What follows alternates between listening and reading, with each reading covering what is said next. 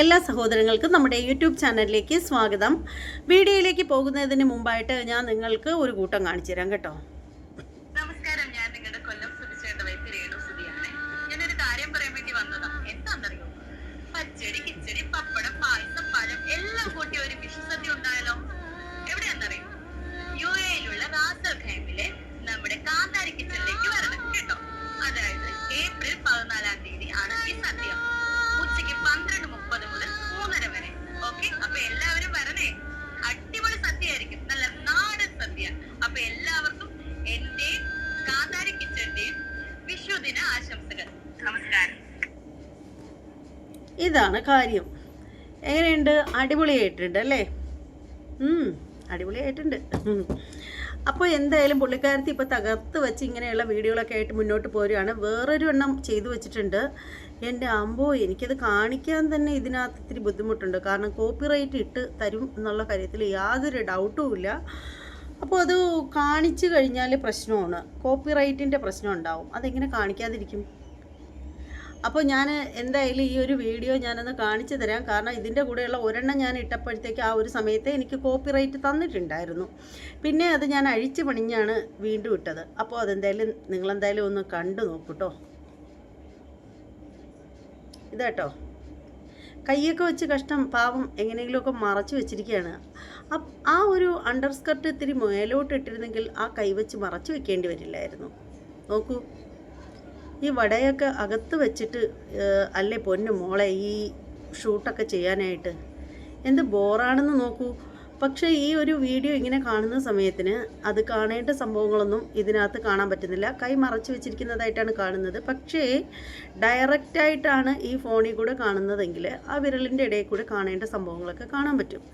പക്ഷേ ഇത് എൻ്റെ മറ്റൊരു ഫോണിൽ കൂടി ഇങ്ങനെ കാണിക്കുന്നത് കൊണ്ടാണ് നിങ്ങൾക്ക് കാണാൻ പറ്റാത്തത് കേട്ടോ. എങ്ങനെയുണ്ട് പുള്ളിക്കാരത്തിയുടെ പോക്ക്? ശരിക്കും പറയുകയാണെങ്കിൽ നേരത്തെ പിന്നാമ്പുറമായിരുന്നു കാണിച്ചിരുന്നത്. പിന്നാമ്പുറം കാണിച്ചപ്പോഴത്തേക്ക് വിചാരിച്ചു പിന്നാമ്പുറത്തിൽ നിർത്തിയിട്ടുണ്ടാവുമെന്ന്. പക്ഷേ ആ ഒരു പിന്നാമ്പുറം കാണിക്കുന്ന വീഡിയോയിൽ പറഞ്ഞിട്ടുണ്ടായിരുന്നു മുന്നാമ്പുറം പിന്നീട് പ്രതീക്ഷിക്കാമെന്ന്. പക്ഷേ മുന്നാമ്പുറം ഇത്രയും ഇതായിട്ടായിരിക്കും വരുന്നതെന്ന് ചിന്തിച്ചില്ല കേട്ടോ. വളരെ മോശമായി പോയിട്ടുണ്ട് സത്യത്തിൽ. നിങ്ങൾ ശരിക്കും ആ ഒരു മനുഷ്യനെ, നിങ്ങളുടെ ഒരു കെട്ടിയവനുണ്ടല്ലോ, ശരിക്കും അകാലത്തിൽ നമ്മെ വിട്ടുപിരിഞ്ഞ ആ പാവ മനുഷ്യൻ, അദ്ദേഹത്തെ അപമാനിക്കാനാണ് കേട്ടോ നിങ്ങളിങ്ങനെ ഇറങ്ങിയിരിക്കുന്നത്.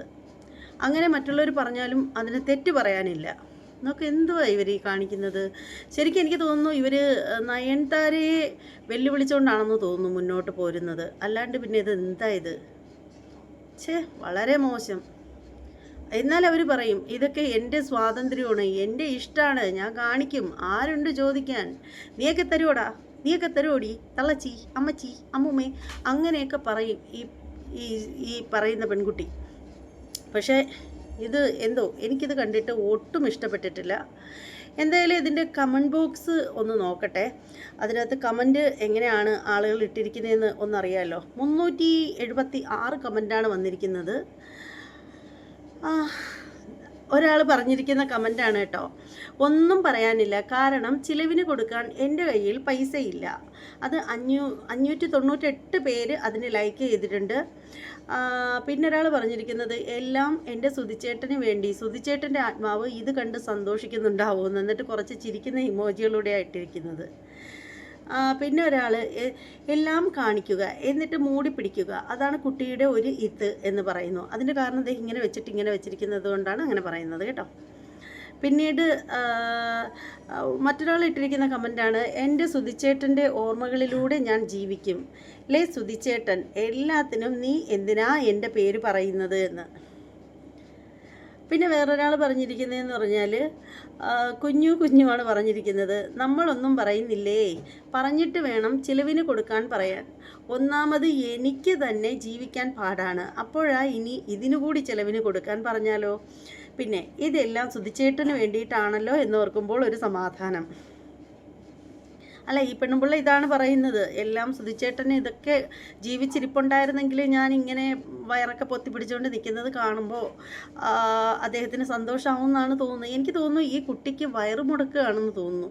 അതായത് വയറ്റ് വേദന, നമ്മൾ ഈ നാടൻ ഭാഷയിൽ നമ്മൾ പറയുന്നതാണ് വയറ് മുടക്ക്, അങ്ങനെയൊക്കെ പറയും കേട്ടോ. നിങ്ങളുടെ നാട്ടിലൊക്കെ അങ്ങനെയൊക്കെ പറയുന്നുണ്ടെങ്കിൽ അങ്ങനെ പറയുന്നവരൊന്ന് കമൻറ്റ് ചെയ്തേക്കണേ. വയറ് വേദന, വയറ്റ് വേദന, വയറ് മുടക്ക് അങ്ങനെയൊക്കെ പറയും. എനിക്ക് തോന്നുന്നു ഈ കുട്ടിക്ക് അങ്ങനെയും കണ്ടാണ്. ഇതേ കണ്ടില്ലേ, ആ കുട്ടി ആ വേദന കൊണ്ട് അടിച്ച് പൊട്ടിച്ച് ആ തൂണിൽ ഇങ്ങനെ പിടിച്ച് വെച്ചിരിക്കുകയാണ്. വേദന സഹിക്കുക കേട്ടോ ഈ പാവം പെൺകുട്ടി. നമ്മൾ ഇതിനെ വല്ലാണ്ട് തെറ്റിദ്ധരിച്ച് പോയി എന്ന് തോന്നുന്നു. പാവം, നടന്നു വരാൻ കൂടി പറ്റുന്നില്ല, അമ്മാതിരി വേദനയുണ്ട് ഈ കുട്ടിക്ക്. അത് മനസ്സിലാക്കാണ്ട് ഇതിനെ കുറ്റം പറഞ്ഞ് നമ്മളെ പറഞ്ഞാൽ മതിയല്ലോ അല്ലേ. കണ്ടില്ലേ പാവം. ഇനി ബാക്കി കമൻറ്റ് നോക്കാം.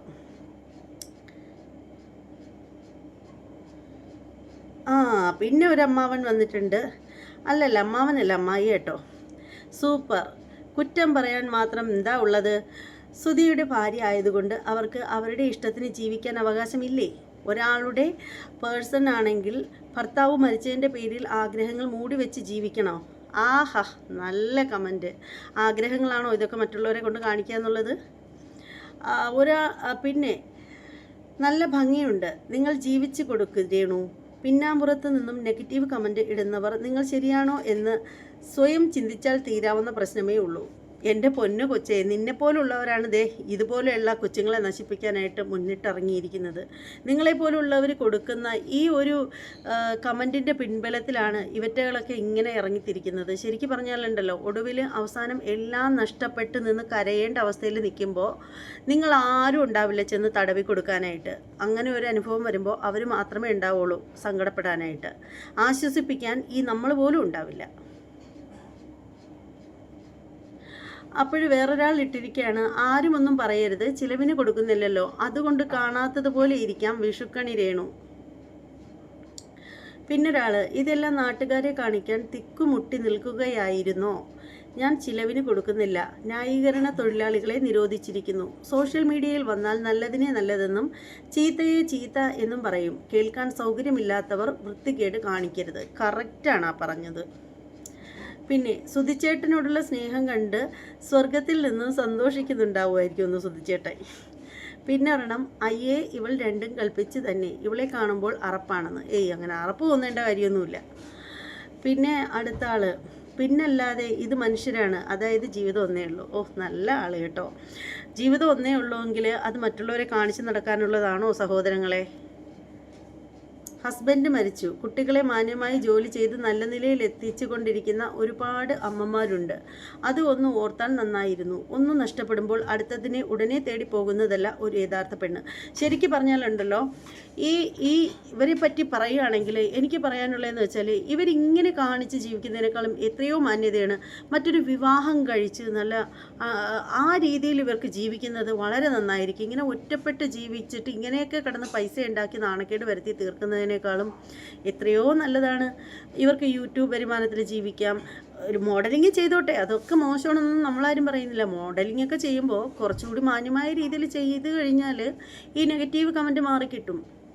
പോസിറ്റീവ്, ഇവർക്കങ്ങനെ പോസിറ്റീവ് വേണമെന്നൊന്നുമില്ല. ശരിക്കും പറയുകയാണെങ്കിൽ രേണു, നമ്മൾ ഇന്നിപ്പോൾ രേണുവിനെ എതിർത്ത് സംസാരിക്കുകയാണെങ്കിൽ രേണു നാളെ അതിൻ്റെ അപ്പുറത്തുള്ള വീഡിയോയും ഫോട്ടോഷൂട്ടും പരസ്യ ചിത്രങ്ങളൊക്കെ ആയിട്ട് വരും. കാരണം പുള്ളിക്കാരത്തി നെഗറ്റീവിലൂടെ മുകളിലോട്ട് കയറാനാണ് ആഗ്രഹിക്കുന്നത്. അതുകൊണ്ട് തന്നെയാണല്ലോ പുള്ളിക്കാരത്തി ബിക്കിനി ഇട്ട് അഭിനയിക്കുന്നവരെ പറ്റിയിട്ടൊക്കെ ഒരുപാട് പുകഴ്ത്തിയൊക്കെ വീഡിയോ ചെയ്തതൊക്കെ നമ്മൾ കണ്ടതാണല്ലോ. അപ്പോൾ എനിക്ക് തോന്നുന്നു ഭാവിയിൽ ബിക്കിനി ഇടാനുള്ള ഒരു തയ്യാറെടുപ്പിലായിരിക്കാം പുള്ളിക്കാരത്തി ഇപ്പോഴേ ഇങ്ങനെ പോകുന്നതെന്ന് തോന്നുന്നു.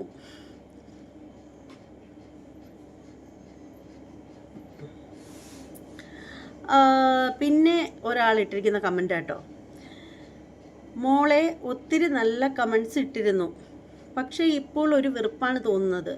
2 ആൺകുട്ടികൾ ഉണ്ടെന്ന് മറന്നുപോയോ? മാന്യമായി ഈ തൊഴിൽ ചെയ്ത് ജീവിക്കാമായിരുന്നു.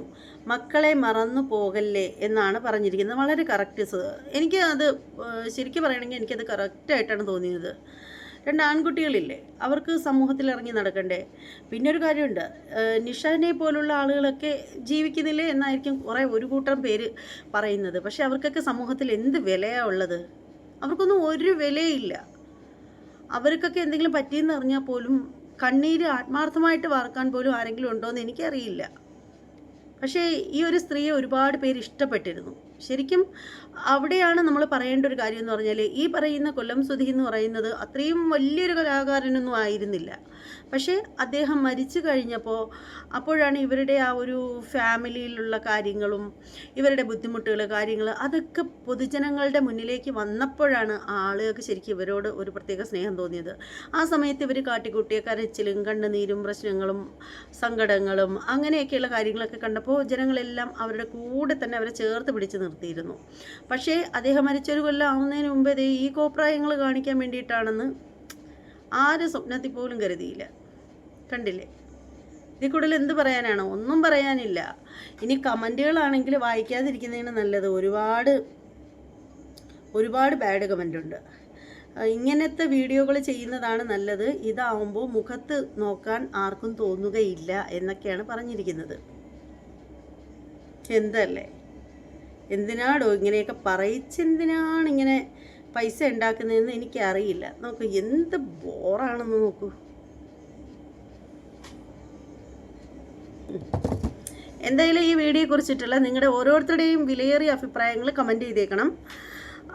പിന്നെ നമ്മുടെ ചാനൽ ഇതുവരെയും സബ്സ്ക്രൈബ് ചെയ്യാത്ത ആളുകളൊക്കെ ഉണ്ടെങ്കിൽ ഒന്ന് ചെയ്തോളൂ. അതോടൊപ്പം തന്നെ ബെല്ലൈക്കൻ കൂടി ഒന്ന് പ്രസ് ചെയ്യാനും മറക്കരുത്. ഇനി മറ്റൊരു വീഡിയോയുമായിട്ട് വരാം. അതുവരെ എല്ലാവർക്കും ബൈ.